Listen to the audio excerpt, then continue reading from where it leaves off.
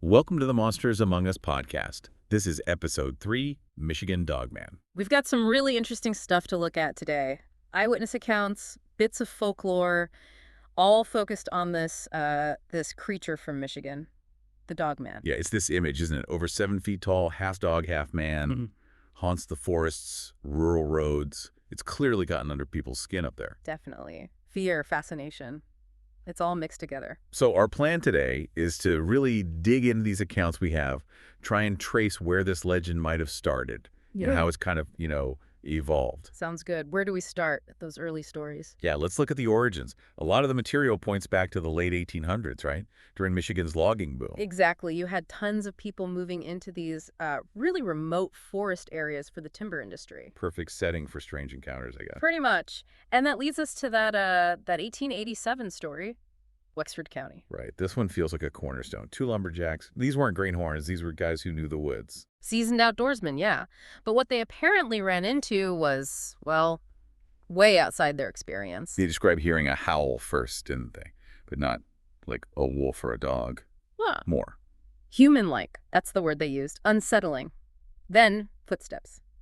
Heavy ones. On 2 legs, not 4. Right, bipedal. And then they saw it. This thing, walking upright.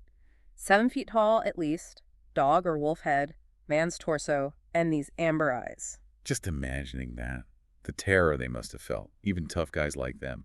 It really emphasizes how bizarre it was. Absolutely. And you can see how a story like that passed around the logging camps. It would catch on.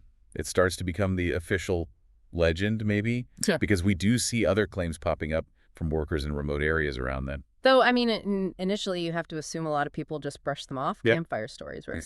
Especially back then. Industrialization is happening. People need entertainment out in the middle of nowhere.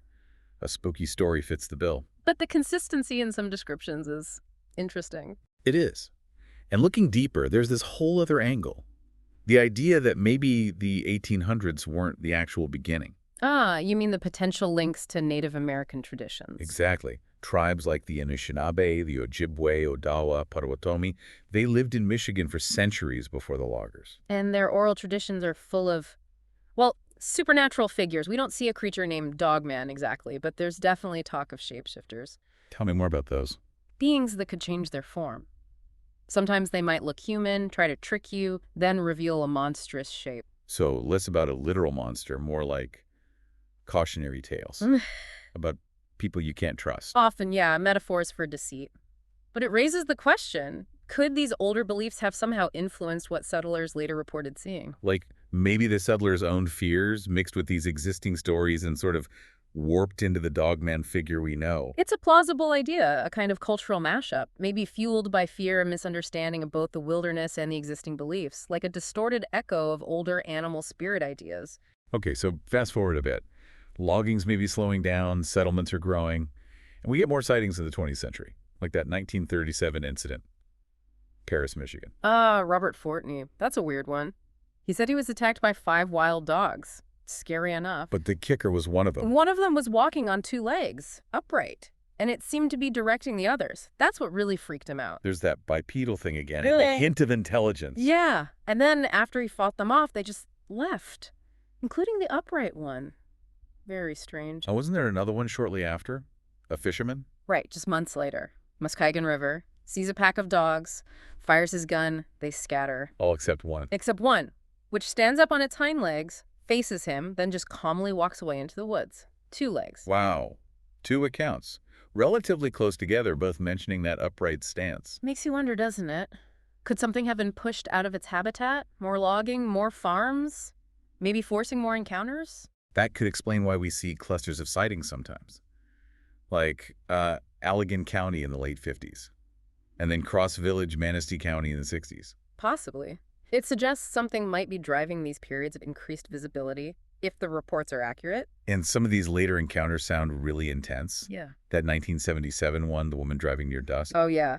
Sees this huge upright thing cross the road, taller than a man, canine features, and glowing red eyes. Red eyes this time, not amber. That detail pops up more later, doesn't it? Adds another layer of creepiness. It does. And again, you see these common threads. Upright stance, tall, dog-like head, those glowing eyes, amber or red. Well, it's similar to patterns you see with UFOs or Mothman reports. where multiple people describe the same strange thing. Exactly. It- Now, that doesn't automatically mean it's real, of course. It could be misidentification, suggestion, maybe even low-level hysteria feeding off the legend. But the consistency is notable. which takes us right up to 1987 Hmm. and the song. Ah, yes. Legend of the Dogman by Steve Cook, the radio DJ. That song was a game changer. Totally. Because he didn't just sing about the creature, he connected the dots, didn't he? Linked sightings all the way back to 1887. And crucially, he introduced the idea of the 10-year cycle. The appearances happening in years, ending with a 7. 1887, 1937, 1957, 1977. Suddenly, it wasn't random, it was a pattern. And 1987 was. The next 7-year, the song basically predicted its return. The seventh year is here. That line, and don't go out at night. It must have hit a nerve locally. Oh, big time. It fueled this huge surge in public interest. Reports flooded in. People claimed they had evidence, though nothing solid ever really emerged. It was like Dogman fever. A bit of local hysteria, maybe? You could definitely call it that. The song just amplified everything that was already simmering. And riding that wave of interest came the Gable film. Right, the supposed proof. Presented as this old 16-millimeter film from the 70s, discovered decades later. Describe what it shows against. Pretty famous footage in these circles. It's grainy, shaky, shows some teenagers, looks like winter, snowmobiles, a truck. There's a guy chopping wood. Their dog starts barking, reacting to something off camera. And then you see it. Just for a moment, by the roadside, a large, dark figure walking upright. Definitely bipedal movement. You get a glimpse of a canine-like head. And doesn't it seem to, turn towards the camera? It does, briefly, just before the camera drops or gets knocked over. No sand on the film, which adds to the mystery. For people who believed, this was huge. They'd say, look at the way it moves, look at the size. That's not a guy in a suit. Proponents absolutely seized on it, claimed the gait, the proportions, the apparent awareness. It had to be the real deal. Undeniable proof. But, like with so many of these things, Yeah. there's a twist. There usually is, isn't there? First, that song, the one that created the whole 7-year cycle idea. Yeah. Steve Cook eventually admitted it was basically an April Fool's Day prank. He All right. made up the cycle for the song, just wove together some existing stories. It Yeah. just took off unexpectedly. Wow. So the entire 10-year pattern, the basis for the 1987 hype, just fabricated for a song. Pretty much no historical basis for that cycle at all. Okay. And the Gable film, The Smoking Gun.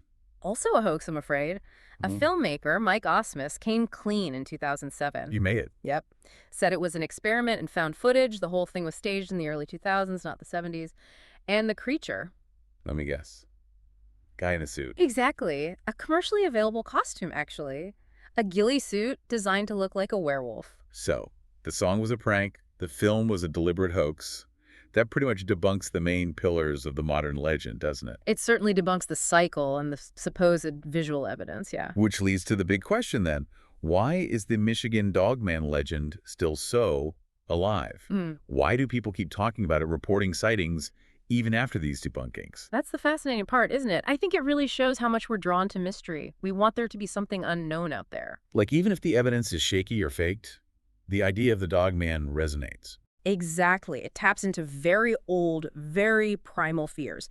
Fear of the dark, the wilderness, things we can't control, a giant wolf man lurking in the woods. That's potent stuff. And maybe our brains are just wired to see patterns. Like you said, Mhm. we hear the stories, we're out in the woods, we see something ambiguous. And fear fills in the blanks. The legend provides a framework, a shape to hang those fears on. Even if it started with misidentification, campfire stories, and a couple of hoaxes, the image endures because it speaks to something deep in us. It's a powerful example of how folklore works, how it can persist even when the facts fall apart. Thanks for diving into all this. No problem. It really makes you think about belief, storytelling, and how local legends take shape and stick around. Yeah, even when they're built on pranks and misinterpretations, it kind of leaves you wondering, doesn't it? What's that? What other creatures of folklore, maybe ones that seem just as fantastical, might have similarly, well, mundane origins?